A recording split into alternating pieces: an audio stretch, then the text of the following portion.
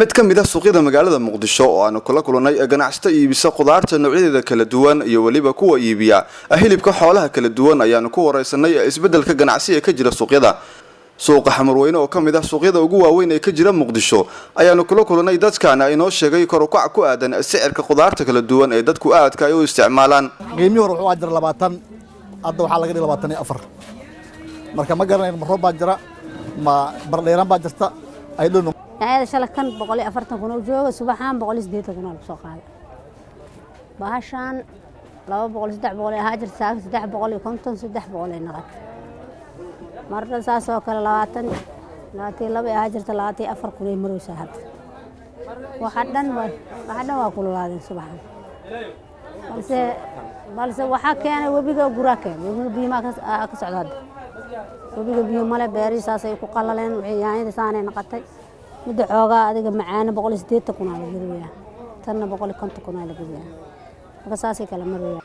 waxaana sidoo kale qayb ka ahaa ganacsatada iibiyo qudaarta ah cambaha iyo waliba qaraha oo aanu ka wareysanay qiimaha ay marayaan iyo waxa iska bedelay cambahan waxa la gadaa habada 6000 ama goleeto ay bariimid waaye habada weyn waxa gadeynaa 7000 tan waxa way 5000 qaraan qiimihiisu waa jaban yahay mid u yar hal door waa mid kale 3 laba ibar 5 si u kala sareeyana loo kala gadaa sidoo kale waxaan u dhabagalnay oo aanu socdaal ku tagnay suuqa hilibka oo aanu ka wareysanay halka ay wax marayaan kiiladii waxaan iibinaa $5 ilaa $4 waxaan iibinaa rubicii waxaan gadnaa 20 ilaa 15 kun muskiladii adiga 35 ilaa 40 kiilada jirka waa 120 kun oo shilin midda oo laftale waa 100 kun oo shilin rubac caadi waa 25 rubac jiira waa 30 kun oo shilin siba waxba loo gataa tuminki waa 15 mid waa 12 dadka sidaas ay wax u gataan